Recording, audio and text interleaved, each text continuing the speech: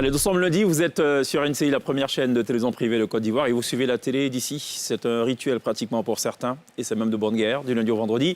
18h30. Ce soir, on va parler d'un sujet un peu technique, a priori, en théorie, mais qui, la vérité, se confond avec votre vie au quotidien. On va parler de normalisation. Est-ce que les produits et services en Côte d'Ivoire sont tous normalisés? Pour faire simple, est-ce que ces produits répondent aux normes techniques de fabrication, répondent aux standards internationaux? On va parler ce soir avec le premier responsable de Codinorm, Côte d'Ivoire Normalisation, Constant Boka, qui répond ce soir à l'invitation de la télé d'ici. À ses côtés, un intervenant tout aussi éclairé qui nous a manqué un temps et qui est de retour sur le plateau de la télé d'ici. C'est Marius Komoué qui lui préside donc le Haut Conseil des associations de consommateurs actifs de Côte d'Ivoire. Il sera une sorte de contrepoids finalement à ce qui sera dit, ou peut-être aussi une force de proposition. On n'en sait absolument rien. Dans tous les cas, on est très heureux de les avoir tous les deux en plateau. Ça sera très rythmé en toute fin d'émission avec l'un des plus, comment dire, redouté percussionniste. Il se nomme Thomas Guéhi. Il est accompagné ce soir de toute une troupe étrangère. Ce soir, la vérité des élèves qui sortent donc de son établissement. Ce soir, il va nous montrer ce qu'il a, surtout dans les biceps, parce que ça va cartonner certainement un max, pour parler un peu comme les disques jockey. Il sera en toute fin d'émission sur la scène de la télé d'ici. Voici planter le décor. Bonsoir. Bienvenue. Ce programme vous est présenté par lonacionline.ci.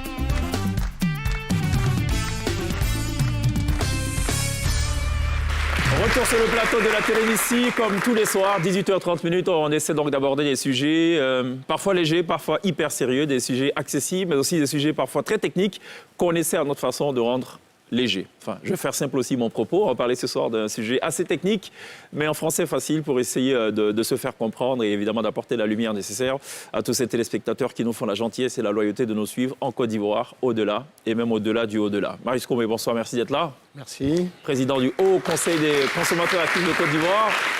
On va parler de normalisation. Ce n'est pas un sujet de tous les jours, il faut l'avouer. Ah non, malheureusement, aujourd'hui, il faut en faire un sujet de tous les jours parce que la normalisation conditionne notre vie quotidienne. Et de plus en plus, les Ivoiriens devraient et doivent se familiariser donc à la notion de normalisation et de certification des produits. Alors, c'est très à propos et c'est même d'actualité, d'autant qu'il y a quelques jours de cela, il y a eu une forte saisie de produits dits frelatés. Exactement. On va parler de tout ceci et la normalisation, évidemment, vient réguler cela. Constant Boka, merci beaucoup d'être là. Merci à vous de nous inviter sur ce plateau. Alors, il faut peut-être rappeler quand même pour l'Ivoirien lambda, on va dire le téléspectateur moyen qui nous écoute, qui nous suit en ce moment, qu'est-ce que la normalisation ? Alors, pour le commun des mortels, disons que l'activité de normalisation se perçoit dans la qualité des produits et des services qui sont fournis. Vous allez dans un hôpital, vous êtes en mesure de percevoir la qualité du service. Vous achetez un produit manufacturé, ça peut être du fer à béton, du ciment ou du jus. Vous vous rendez compte que ce produit n'est pas apte à être consommé. Voilà, donc l'activité de normalisation, justement, c'est une activité qui est faite pour mettre à la disposition de l'ensemble des opérateurs économiques les exigences, les critères d'acceptation de tout produit, quel qu'il soit. Vous êtes sous la tutelle du ministère de l'Industrie. Ou est-ce que ça a changé Commerce et encore? l'industrie. Non, du commerce et c'est l'industrie. ouais, chargé de l'industrie, tout à fait. Voilà, chargé de l'industrie. Alors, ça veut dire que j'ai ce stylo-là, on va simplifier les choses. Je viens de l'acheter. Le premier jour, j'écris, tout va très bien. Et le lendemain, j'écris, ça n'écrit plus. Est-ce à dire que ce stylo ne répond pas aux normes de fabrication? Oui, ça c'est clair. Hein. Alors, comme je l'ai dit, nous édictons des normes. Peut-être qu'il est bon aussi de rappeler un peu comment les normes sont élaborées, ça c'est important. Le fameux concept d'ISO, ça vient notamment de la normalisation. Alors, disons qu'en Côte d'Ivoire, ce qu'il faut noter, c'est que l'activité est tellement importante que l'État a concédé la gestion de l'activité au secteur privé. Donc, dans le cadre d'une association, secteur privé, État, voilà, pour permettre, parce que la normalisation Le premier bénéficiaire, bien sûr, c'est l'industrie. Absolument. Et puis, bien sûr, nous, les consommateurs, c'est clair. Donc, cette activité a été concédée à Codinorm, qui l'exerce depuis les années 92. En 2013, la confiance a été renouvelée en cette association-là. Et donc, elle édicte des normes. Alors, bien sûr, vous le disiez tout à l'heure, hein, c'est un travail très technique, hautement scientifique. Donc, pour ce faire, nous sommes membres à part entière de toutes les organisations internationales de normalisation. À travers le monde. À travers le monde, l'ISO, la Commission de l'étude technique internationale, pour bien sûr offrir à l'ensemble des opérateurs économiques toutes les normes requises pour la fabrication des biens et des services. J'ai pris l'exemple du stylo. C'est valable ou pas? Oui, c'est tout à fait valable pour tous les produits et services. Le stylo, il est censé répondre, j'allais dire, à un certain nombre de critères, coulabilité de l'encre et ainsi de suite. Donc, évidemment, vous trouverez sur le marché des stylos qui sont conformes aux normes. Donc, et d'autres qui ne le sont pas. D'autres qui ne le sont pas. D'accord. Donc certains stylos qui fonctionnent bien et d'autres qui ne fonctionnent pas bien du tout. Tout à fait. On va parler dans le détail. Merci beaucoup d'être là, Constant Bocard. Ça va, Glisse? Ça va très normal ce soir, moi. Ça va très normal. Est-ce que le dress code des femmes, par exemple, ça rentre aussi dans la normalisation? Tous les sujets, tous les biens et services qui sont produits font l'objet de Disons normalisation. que ce n'est pas le dress code, mais plutôt la pièce de vêtement, par exemple. Tout. Tout ce qui est fourni comme service, comme produit manufacturé, fait l'objet de normalisation. Alors, pourquoi on parle de faire l'objet de normalisation? Parce que, si vous voulez, la norme, c'est la résultante, si vous voulez, de tous les acquis de la science, de la technique, des technologies et de l'expérience. Par exemple, si on vous dit un produit basique comme la ticket, la Côte d'Ivoire se permet de faire des normes sur la ticket, c'est pour justement pénétrer des marchés organisés. C'est cela. Ça, c'est clair. En d'autres termes, les sociétés civilisées n'accepteront sur leur marché que des produits qui respectent certaines normes. Tout à fait, parce que justement, ces produits-là s'appuient sur la science, sur les acquis de la science. Par exemple, si vous fabriquez du savon trop acide, il est clair que vous allez détruire la peau, et ainsi de suite. D'accord. Si vous fabriquez des boissons peut-être trop sucrées, où il y a un certain nombre de paramètres qui posent des problèmes de santé, voilà. Donc, c'est toutes ces données-là qui sont prises en compte, justement, pour produire des normes dans tous les secteurs d'activité. Très bien. Nyamtienga, ça forme de fraîcheur dans les studios. Ça sera en toute fin d'émission. Sonia, ça va? Ça va et toi? Très bien. Vous allez bien, messieurs et dames? Pendant que le contre-amiral me ramène donc mon conducteur, Marius Komoé, ça vous interpelle. Vous êtes quand même à la tête d'un mouvement consommateur depuis plusieurs années. On parle de normalisation, je pense que vous êtes peut-être l'un des principaux concernés quand même par cette affaire. Oui, mais depuis les années 2000 déjà, nous avons côtoyé donc l'administration publique et plus particulièrement Codinorm, qui est Côte d'Ivoire Normalisation, la structure à laquelle l'État de Côte d'Ivoire a concédé le pan essentiel de l'activité de normalisation, de certification et d'aide à la démarche qualité aux entreprises. Et donc, nous travaillons au niveau des commissions techniques avec Codinorm pour pouvoir naturellement amener nos entreprises à respecter un tant soit peu les normes éditées en termes de fabrication de leurs produits et de leurs services. Au niveau donc de la production d'un produit ou d'un service, il y a un certain nombre de normes basiques que l'entreprise se doit de respecter. Dans le processus de stockage du produit, dans le processus de distribution de produits et de commercialisation, l'entreprise a des obligations. Et de conservation aussi des produits. Exactement. Donc le stockage rentre dans le cadre de la conservation. Et donc, c'est important pour nous, organisations de défense et de protection des intérêts des consommateurs, de nous assurer que nos entreprises, je veux dire les entreprises en Côte d'Ivoire, qui mettent sur le marché des produits et des services, respectent obligatoirement les dispositions étatiques les obligeant à protéger la santé et vous dites la deux choses sécurité importantes. du consommateur. Premièrement, vous avez dit le respect. Exactement. Après, vous avez parlé de respect obligatoire. La question que je vais vous poser dans quelques instants, messieurs, est-ce que toutes les entreprises sont obligées de se conformer aux normes ou est-ce en fait un choix qui est laissé à leur libre discrétion? Je vous poserai la question dans quelques instants. Avant cela, voilà, c'était un petit flashback sur le passage de Cervélo sur la scène de la télé d'ici à la demande générale de Sonia et d'Église, voilà, qui ont pris tout leur plaisir. C'est bien. Hein, Ouais, c'était que bien. la Hein. partie que j'aurais aimé voir encore, tu sais, la partie en noir, où il avait enlevé la... C'est disponible sur la chaîne YouTube YouTube de NCI. de NCI. Hein, vous pouvez revoir cette séquence qui vous tient... Et même la Tant à séquence cœur. où glisse-danse, vous pouvez aussi voir sur la chaîne Bien YouTube. C'est vrai sûr, qu'elle c'est s'est ça. lâchée complètement. Un petit peu. Il va falloir peut-être qu'on invite Georges Monboy pour qu'il nous dise si les pas de danse de Serge Benoît sont aux normes ou pas. Je ne suis pas certain que Codinome gère ces Non, je pense questions-là. que l'art n'est pas pris en compte dans cette Ah histoire. non, de mais il a dit tout, normalisation. Constant si, Boca. Il a dit tout. La vie, la vie. Non, tout est pris en compte. normes, c'est la- L'art, même l'art, c'est-à-dire que vous pouvez vous permettre de donner un avis sur une chanson et dire que cette chanson, par exemple, elle n'est pas aux normes. Alors, je vous explique en même temps comment est-ce qu'on élabore les normes. Ça, vous prenez l'ensemble des spécialistes de la question, des spécialistes de Musical, l'art, par musical, exemple. et puis c'est eux qui vont édicter les normes. D'accord. Et vous vous Simplement. assurez Donc, que... nous, on s'assure que bon, le processus est tout à fait, j'allais dire, inclusif et que tout le monde y a participé. Voilà, c'est comme ça qu'on élabore les normes. Bien D'accord. sûr, voilà, Donc tout y passe, en somme. tout y passe. C'est bon, Glisse? Parce que Glisse est spécialisée dans le maquillage, dans le make-up. Et elle a besoin aussi de savoir si le make-up est plus en bien compte dans la entendu. normalisation. Mais à Vous, ce par- niveau-là- vous à ce parliez niveau-là, tantôt je peux dire des que- produits qui rentrent en ligne de compte et qui sont rendus d'application obligatoire. Uh-huh.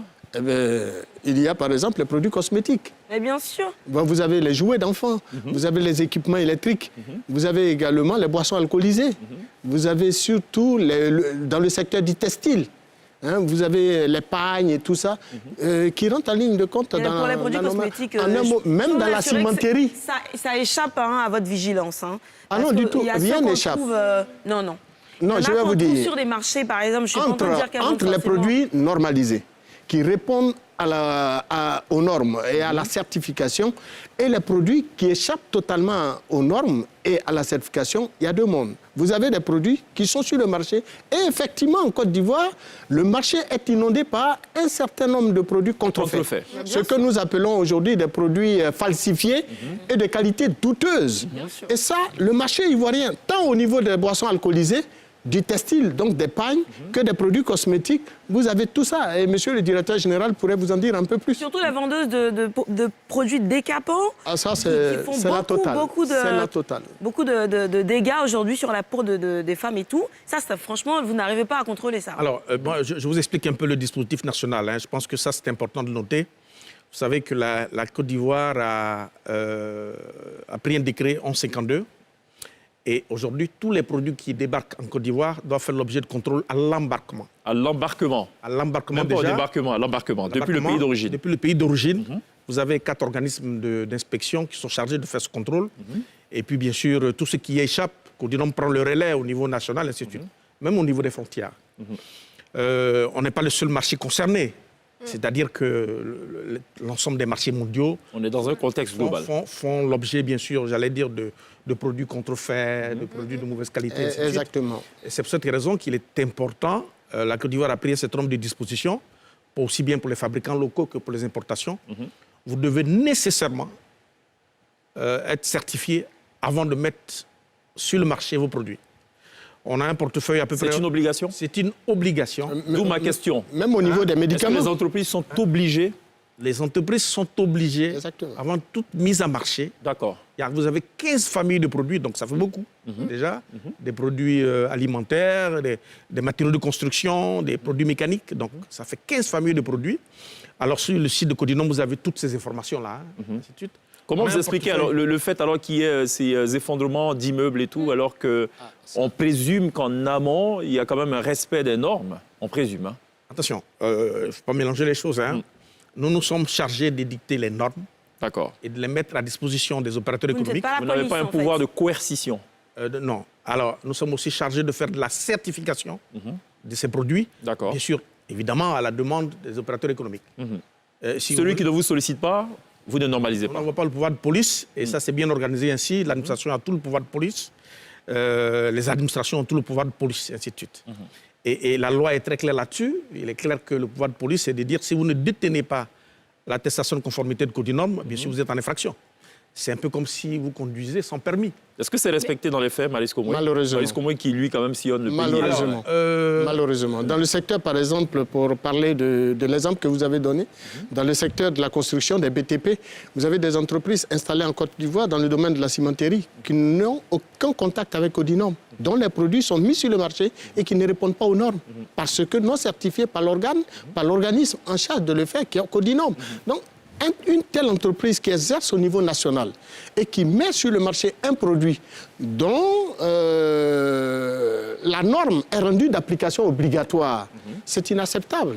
C'est même inconcevable que l'État laisse faire. Et donc, pour nous, en tant qu'organisation de consommateurs, notre rôle, c'est d'être les yeux et les oreilles des pouvoirs publics, de dénoncer, de remonter les informations auprès des décideurs, afin que les services compétents de l'État puissent naturellement agir et sanctionner au besoin l'opérateur indélicat.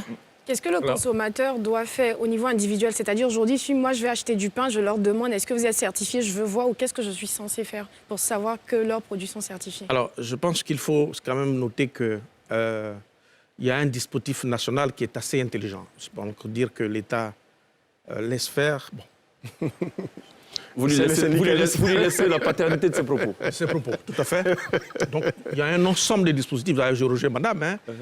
Nous, aujourd'hui, nous mettons à la disposition des consommateurs que vous êtes. Vous avez un site sur lequel, si vous voulez acheter une bouteille d'eau, vous allez sur le site, vous aurez la liste des bouteilles d'eau homologuées, certifiées. Oui. D'accord. Vous prenez le fer à béton. Bon, alors, les cimentiers, ça, c'est les bons élèves quand même. Hein. Je pense que Certains sont de bons élèves. non, l'ensemble des cimentiers sont des bons élèves. Par contre, le fer à béton, les conduits électriques et autres, ça, je vous dirais qu'il y en a qui sont de très mauvais élèves. Hein. On expliquera pour diverses raisons. Donc, on donne la possibilité aux consommateurs aujourd'hui de faire des choix éclairés. Voilà. Donc, il faut aussi par ailleurs noter que faire de la police est extrêmement difficile. Quelqu'un me disait, à quoi ça sert les codes barres? Je pense que les codes barres nous permettent pas en fait de vérifier la normalisation, l'origine de certains produits, alors que normalement c'est ce qui aurait dû. Oui, c'est plutôt un aspect du produit, la traçabilité, d'où il vient, ainsi de suite. Donc mais ça ne définit pas en fait la qualité intrinsèque du produit. Non, La le code qualité barre intrinsèque du produit. ne sert pas à ça. Alors, le code barre peut très bien intégrer ces informations-là de certification. Mais aujourd'hui, ce n'est pas On a systématique. des codes barres qui sont fantaisistes quand Bah même. oui, Ou pas. vu la saisie qu'ils ont fait récemment. Et ils avaient des de codes barres, bouteilles. ceux-là, Et par j'avoue qu'il y a des fois, on va même en supermarché, on achète de la boisson, on se rend compte qu'on a mal au ventre et que c'est frélaté. Parce que quand tu as l'habitude de boire, même de l'eau, même les bouteilles d'eau dont vous parlez, il y a une marque que tu bois et il y a un jour, tu vois que le goût de l'eau a changé, c'est beaucoup plus amer ou c'est salé. C'est ça. Donc Alors, je ne bon, sais. je voudrais... Moi, un jour, j'ai français code là. C'était de l'eau. Quand c'est sorti sur Internet, c'est sorti sur Créry. Ça, c'était quel produit, ça? C'est ce qu'il Je achète ne peux pas faire la de l'eau. publicité, je ne vais pas dire le nom. D'accord. Bon, Sinon, c'est sorti sur on a Créry. compris. Alors, je pense qu'il nous faut de plus en plus des consommateurs éclairés. Exactement. Ce que vous décrivez là, c'est un phénomène mondial. Vous avez des grandes marques de parfums, de grandes marques de produits, de chaussures. Tout ça font l'objet de contrefaçons. Y compris des montres. Et donc, il faut en être Des conscient bijoux. déjà. Il faut en être conscient. Tout à l'heure, madame parlait des produits cosmétiques. Là aussi, je pense qu'il y a eu beaucoup d'actes de sensibilisation, des décrets d'interdiction, ainsi de suite. Mais je vais vous surprendre. Les opérateurs économiques me disent, bah, écoutez, c'est bien la norme, mais les bonnes dames préfèrent faire elles-mêmes la mixture. Vous les orientez vers des produits certifiés, non? Dans l'arrière-cour, Elles sont toutes devenues des chimistes. des chimistes. Et ça, on a un gros travail à faire au niveau des produits cosmétiques et ainsi de suite. D'accord. Par contre, vous savez, il y a des produits, ça on peut creuser un peu, on peut se questionner. Il y a aujourd'hui des entreprises, j'allais dire, la situation est un peu clivante. Vous avez des entreprises, j'allais dire, qui ont la culture normative. Donc vraiment la culture. C'est-à-dire que systématiquement, elles intègrent tous les process de normalisation Tout à fait, dans les leur équipements, l'organisation dans du leur travail, parce que lorsqu'on parle de certification ou de qualité, ce n'est pas de normes, ce n'est pas seulement la norme du produit manufacturé. C'est toute la aussi- chaîne. C'est aussi l'organisation du travail. Par exemple, si vous voulez, j'allais dire, préserver la santé et la sécurité de vos travailleurs, vous avez des normes internationales comme la 45001 et qui vous aident à bâtir un système où vous êtes capable d'identifier tous les risques de contamination, des risques liés à cela. Donc c'est de tout ça qu'il s'agit. Vous voulez que vos universités soient les mieux classées, il y a des normes de référence. Vous voulez traiter les questions les problématiques liées, par exemple, au développement durable des communautés territoriales, vous avez des normes de référence.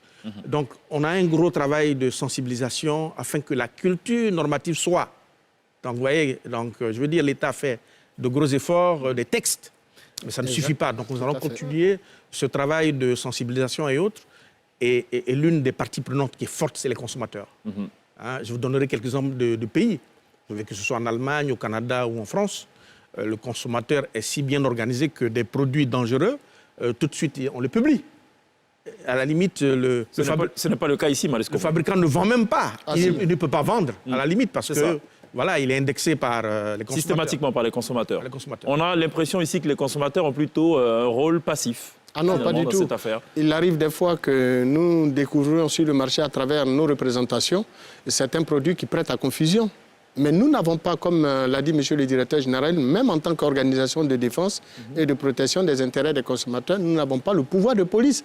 Donc tout ce que nous pouvons faire, c'est de saisir l'administration publique. Vous la saisissez comment, l'administration publique? C'est ça qu'on a envie de savoir. Nous avons avocat a pris l'exemple de l'Allemagne où tout de suite on publie, j'imagine via les réseaux sociaux, via des canaux bien sûr. Plutôt public. Ici, ça se passe comment? Dans le cas d'espèces... On se met au feu du marché gourou. Lorsque vous doutez donc, de la qualité d'un produit, nous ne disposons pas de laboratoire. Nous ne sommes pas des scientifiques. Nous sommes des organisations de défense de droits et de protection des intérêts du consommateur.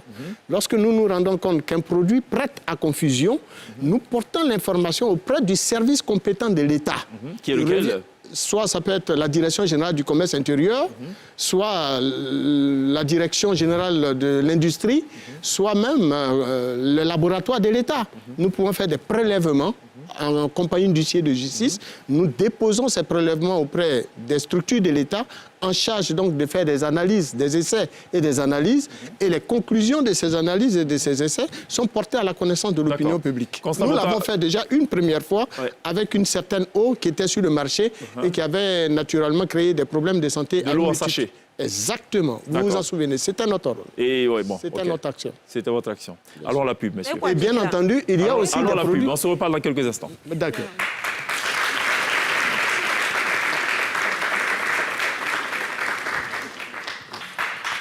On sera rejoint en toute fin d'émission par Thomas Guéhi, percussionniste, spécialiste mondial du djembé. Il est notamment à l'origine de la rythmique du gimmick de Ça chauffé Victoire de Yodé et Siro, pour ceux qui ne le savent pas. C'est ça. Merci Gliss. Alors on va revenir à la normalisation, Constant Boka. Vous le disiez tantôt, certaines entreprises ont des réflexes normatifs. Donc, c'est-à-dire intégrer les normes de fabrication, de travail, les process de travail, c'est quelque chose de presque naturel. Celles qui ne le font pas, c'est quoi les raisons? C'est parce que ça coûte cher? Non, on se questionne.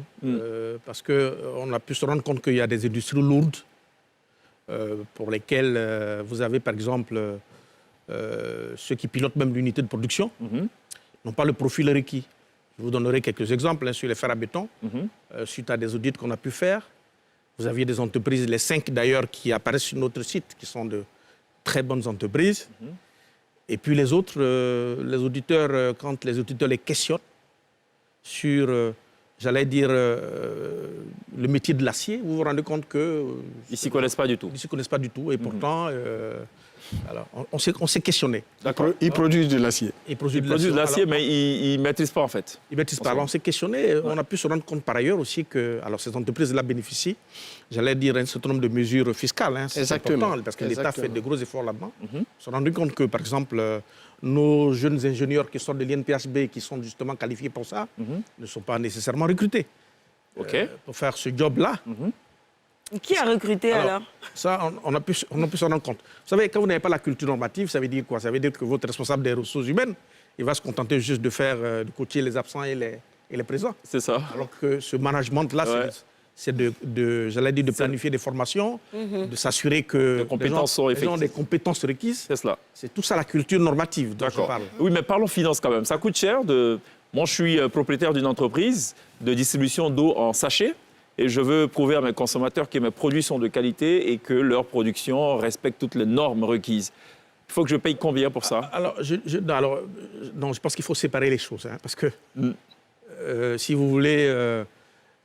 alors, ce qu'il faut dire, c'est que lorsque vous êtes dans un métier, on a pu se rendre compte, ça c'est hautement scientifique, on peut le démontrer, que c'est la non-qualité qui coûte excessivement cher dans l'entreprise. Je vous prends un exemple. Si vous prenez un camion qui tombe en panne sur l'autoroute, qui est chargé de vivres. Le transporteur ne fait jamais le calcul de voir ce que ça me coûte de tomber en panne et de ne pas pouvoir faire la livraison requise. Mais quand vous lui dites, écoutez, vous devez investir sur la formation de votre chauffeur, faire de la maintenance préventive, et ainsi de suite. Il vous dira que ça coûte cher. On est dans cette logique-là avec nos entreprises. Il n'y a pas de prospective. Voilà. Alors, vous avez pu vous rendre compte qu'à travers le monde, que les meilleures entreprises, celles qui prospèrent, qui font de l'argent, j'allais dire de façon durable, c'est celles qui ont une haute culture normative. Elles ont moins de gâchis, ainsi de suite. Elles sont capables d'innover, ainsi de suite. Donc, c'est de ça qu'il s'agit. D'accord, je reprécise ma question. La certification, c'est de ça que je voulais parler. Si j'ai besoin de certifier, moi, j'ai la certification ISO 9000, je sais pas moi, 28 ou si jamais ça existe, c'est coûteux ou pas? Alors, tout de suite, une certification ISO de type ISO 9000, ce n'est pas une certification de produit. C'est une certification, si vous voulez, sur... C'est un exemple comme ça. Voilà un exemple. L'organisation attention aux chiffres. Ouais. Par contre, je vais prendre un exemple très simple. La bonne dame qui fait, par exemple, j'allais dire, son déguet. Parce que là aussi, on a des demandes de ce type-là. Alors, ce type de produit-là, je vous avoue qu'on a du mal à les certifier. Pourquoi? Parce que, premièrement, lorsque vous auditez l'unité de production, qui peut être une cuisine, vous vous rendez compte que les toilettes se retrouvent à côté de La cuisine. Vous vous rendez compte qu'il n'y a pas les séparations qu'il faut. Vous vous rendez compte qu'il y a des mouches un peu partout. Ça, c'est des choses... Les femmes ne se couvrent pas la tête quand elles caillent le lait et tout ça.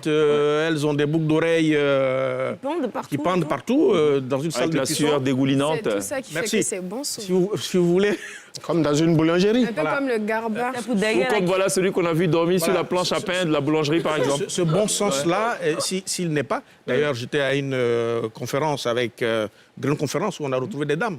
Donc, elles disaient que la situation coûte cher. Je dis, mais les investissements qui sont requis pour l'infrastructure, ça ne relève pas de nous. C'est le bon sens. Si vous voulez avoir une cuisine aux normes, vous investissez là où il faut. Nous, on vient juste... Ce qu'on va vous facturer, en réalité, c'est l'évaluation des audits. C'est ça. Voilà. Peut-être qu'on ne va pas demander à l'État d'aller aussi loin pour dire à la limite que des gens s'investissent dans les secteurs sans être des professionnels de ce secteur. Je vous donne quelques exemples. Ça va me coûter combien? Ça va me coûter combien? Je prends un exemple. Je vends de l'eau en sachet. Si vous vendez de l'eau en sachet, la première des choses, c'est que si votre bâtiment n'est pas aux normes, on ne vous visite même plus. Imaginons que tout soit aux normes. C'est aux normes. Ben, un examen d'audit. Et puis, un examen d'audit, c'est quoi? 200 000 francs que nous facturons. Et puis, j'allais dire que nous faisons, une tarification aussi à la carte. Exactement. C'est-à-dire que si vous êtes une toute petite la taille de l'entreprise. La taille de l'entreprise, si vous êtes toute petite, même on vous dira, bon, écoutez, le fait d'utiliser notre logo va vous coûter peut-être 500 000 francs l'année. OK. Si vous êtes une cimenterie, bien sûr, on va plus loin. On la renouvelle à quelle échéance, la certification? Parce que moi, je peux avoir le logo tout de suite de ISO, de Codinorm qui confirme que je suis dans les règles. Une fois que vous donnez d'eau, une certification, c'est à vie? C'est 3 ans. 3 ans, d'accord. Mais nous faisons une évaluation annuelle. Exactement. OK. Alors, il faut faire attention. Elle peut être une évaluation de 3 mois. Si votre dispositif ne donne pas confiance, on reviendra plus fréquemment. OK. D'accord, Voilà. on s'est compris. Je ne ferai pas de publicité, mais vous avez, par exemple, des grands groupes pour lesquels on a envie de donner une certification décennale. Mais, tellement ces groupes-là respectent les normes. Non, parce que quand vous arrivez, vous vous rendez compte que vous apprenez davantage. C'est cela. Aujourd'hui, vous avez dans le secteur industriel certains groupes, l'être humain ne touche même pas la ligne de production. Exactement. Tout est automatisé. C'est cela. Pour ne pas avoir les contaminations requises. Absolument. Et ça vous encourage, ça vous fait Mais plaisir. les TPE aujourd'hui, ouais. On manipule les aliments, ainsi de suite. C'est le côté. À chaque étape. Sonia a dit c'est ça qui fait que c'est doux, j'ai pas compris. Mais c'est pour revenir un peu à la question de chèque. Il y a certains produits, on nous dit c'est certifié ISO, je sais pas. Est-ce que vous repassez, parce que je suppose que c'est un stock que vous venez certifier. Est-ce que vous repassez certifier tous les autres stocks ou bien comme... Non, c'est le process. Une certification type ISO, si vous voulez, c'est des certifications du management, de l'organisation de l'entreprise. OK, c'est pas le produit, même quand on dit le produit est certifié. Voilà, alors parce que souvent, il y a des communications qui sont assez mauvaises. L'entreprise marque, je suis certifié ISO 9001. Oui, un ça ne veut rien dire. certifié. OK. En Côte d'Ivoire, si vous n'avez pas le logo de la marque de certification délivrée par Codinorm, vous n'avez pas... Est-ce qu'il y en a qui utilisent ce logo sans votre autorisation? Pour l'instant, c'est possible. Est-ce que vous avez déjà saisi une entreprise qui fait du faux? Non, parce qu'on communique sur notre site, voilà. Oui, mais tout le monde n'a pas le réflexe d'aller sur le site Internet. Et je peux vous dire que généralement, les sites gouvernementaux, ce n'est pas la première chose à laquelle on pense quand on se lève le matin. On se donne les moyens, mais pour l'instant, on n'a pas eu d'entreprise qui utilise de manière frauduleuse. Très bien, on a noté. Sonia, il y a une information importante? Oui, très rapide. Restez dans la normalité, justement, dont tu l'as parlé. Globalement parlant, quand on parle de normalisation, il y a des entreprises qui ont, le réflexe l'avait dit, si on essaie d'établir un ratio entre les entreprises qui se conforment aux normes et celles qui ne se conforment pas, est-ce qu'il y a beaucoup plus d'anormalité que de normalité? Alors, pour vous dire vrai, Ouais.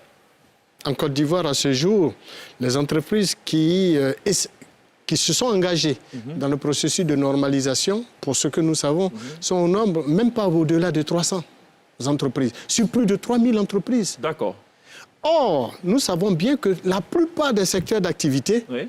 ont vu leur activité soumise à obligation, ont vu justement leurs normes soumises à obligation. Ce qui veut dire, je vous ai dit tantôt que le secteur du textile, de l'équipement, des équipements électriques, des boissons alcoolisées. Vous avez également l'agro-industrie. Bon, tous ces secteurs. Or, nous savons bien, en Côte d'Ivoire, nous avons une multitude de produits issus de l'agro-industrie sur le marché.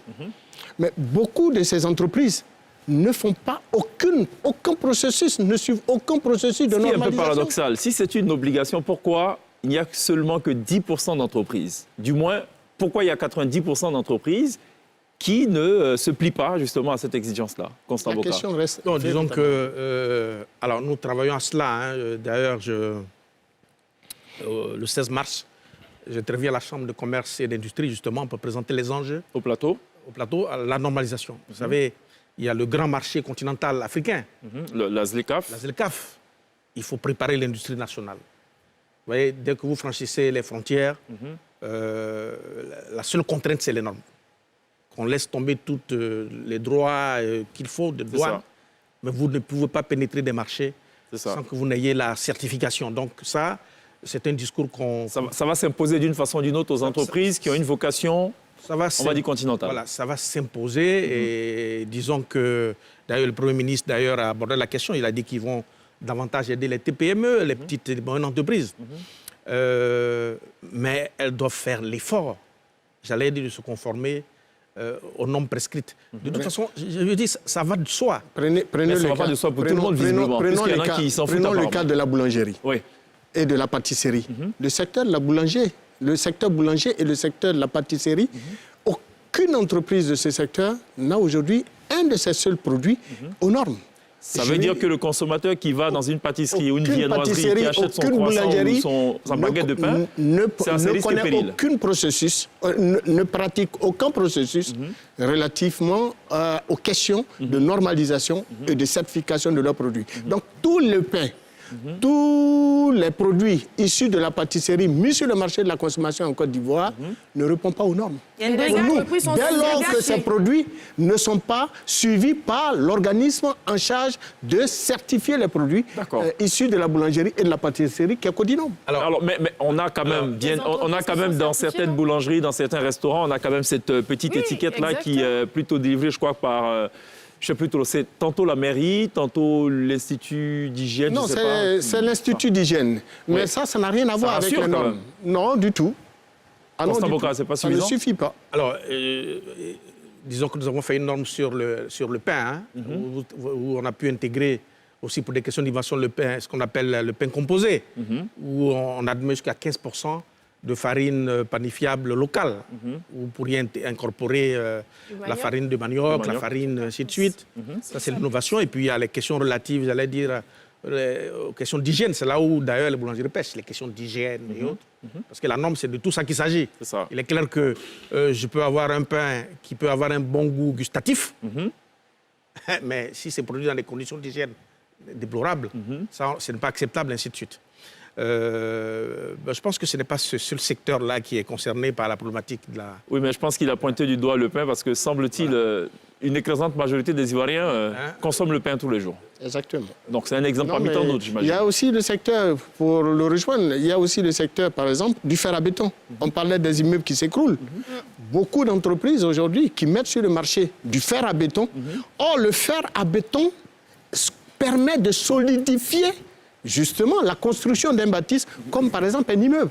Mais si vous avez du mauvais fer à béton utilisé, mais l'usager qui paye ce fer à béton avec cette entreprise ignore que l'entreprise, quand bien même elle produit, elle met sur le marché ce produit au niveau local, n'est pas suivi par Codinome. Est-ce à dire que le réflexe de tout consommateur ou de tout entrepreneur devrait être d'aller systématiquement sur le site de Côte d'Ivoire Normalisation pour s'assurer que les produits que je m'apprête à acheter sont aux normes? Exactement. Non, je voudrais juste compléter. Concernant les bâtiments, il n'y a pas que les matériaux, ça faut le dire aussi. Il y a la conception qui représente, pour lesquels c'est un facteur de près de 35%. Bien sûr, il y a les matériaux et puis vous avez la mise en œuvre. Je pense que ça, le ministère... Oui, bien sûr, il y a une avancée, les textes ont évolué. Désormais, il faut associer les architectes. Est très conscient de ces problèmes-là et de plus en plus, il y a un certain nombre de mesures coercitives qui sont prises, justement, pour dire que... alors, quand vous suivez l'actualité aujourd'hui, c'est bien regrettable. Prenez la Turquie, 40 000 morts, tout simplement parce que les bâtiments qui ont été construits ne sont pas bons. Ne sont pas aux normes. J'ai vu qu'il y en avait un normes justement, sismiques. Ils ont été en violation de toutes normes. Si. Donc, vous voyez, c'est l'importance et l'enjeu de la normalisation. Certaines propriétés ont même été arrêtées. Voilà, tout à fait. Donc, c'est de ça qu'il s'agit. Donc, tous les biens et les services qui sont fournis doivent répondre à un certain nombre, d'exigences. J'allais dire, ce n'est même pas une contrainte, c'est le Mais bon qui sens. fait la police pour vous, puisque vous ne faites qu'élaborer les lois, ainsi de suite? Qui par derrière est censé... Alors, l'État nous a mandaté pour faire la certification et les normes.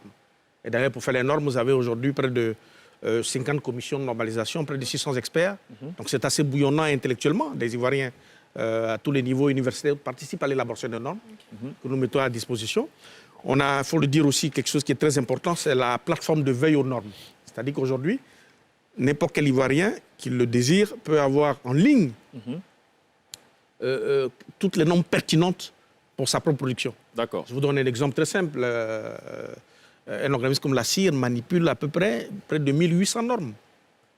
C'est-à-dire dédiées à chaque fonction de l'entreprise. C'est cela. Parce que je parle de culture très normative. bon élève d'ailleurs en matière de les normalisation. niveaux. La CIR. La CIR. La Société ivoirienne de raffinage, par exemple. Très bon Benet, élève. c'est pratiquement... Voilà. Donc, on ne conçoit pas qu'une entreprise, d'ailleurs, petite soit-elle, puisse travailler sans normes. Ça relève du bon sens. Ça sera le maître mot. Merci beaucoup, Constant Boka, d'être passé nous parler de normalisation. Marius Combe, merci beaucoup. C'est plutôt moi.